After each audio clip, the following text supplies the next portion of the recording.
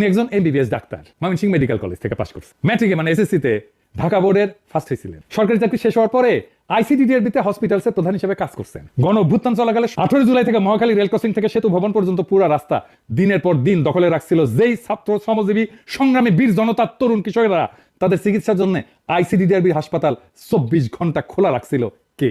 বিরামহীন ভাবে যারা কাজ করছিল, যারা চিকিৎসা দিছিল এবং লুকায় রাখছিল, সেই সমস্ত স্বাস্থ্যকর্মীর নেতৃত্ব দিছিল কে?